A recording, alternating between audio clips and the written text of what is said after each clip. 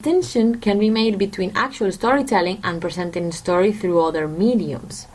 To be most verbally accurate, we might say that movie makers are presenting a story. Some purists feel that for an event to be considered as actual storytelling, the participants need to be physically present with each other. Nonetheless, as the level of interactivity in an electronically mediated communication event increases, especially in terms of the immediacy of feedback and audio and video representation of participants, the event may become more storytelling-ish. So, why should a CEO or a manager pay attention to a screenwriter? Well, a big part of a CEO's job is to motivate people to reach certain goals. He or she must engage their emotions, and the key to their heart is story. So there are two ways to persuade people: conventional rhetoric and uniting ideas with emotions. Conventional rhetoric is only about the intellectual process, building the case by giving statistics and facts. There are two problems with this approach. First of all, people who you're talking to already have their own thoughts, and by trying to persuade them, they're just arguing with you in their heads.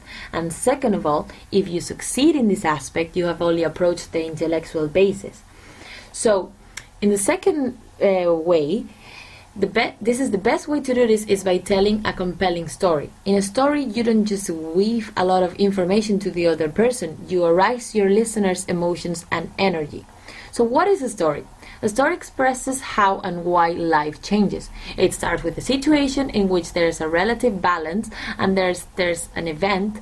We call it the inciting incident that throws lives out of balance. So the story goes on to describe how, in effort to restore the balance, the protagonist's subjective expectations crash into an uncooperative, objective reality. So what makes a good story? You don't want to tell the beginning to an end tale describing all the details. This is boring.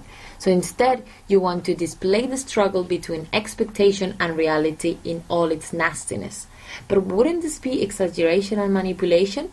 Well, as a storytelling, you want to position the problem in the foreground and then show how you have overcome them. When you tell the story of your struggles against real antagonists, your audience sees you as an exciting and dynamic person. So what's wrong with the positive picture? Well, your audience knows it is never that easy. The greater irony of existence is what makes life worth living does not come from the rosy side, right? Acknowledging your dark side makes you more convincing because you're more truthful. Does it mean you have to be a pessimist? Well, skepticism is another principle of the storyteller. The skeptic understands the difference between text and subtext and always seeks what's really going on. Great storytellers, and I suspect great leaders, are skeptics who understand their own masks as well as the masks of life, and this understanding makes them humble. They see the humanity in others and deal with them in a compassionate yet realistic way. This duality makes a wonderful leader.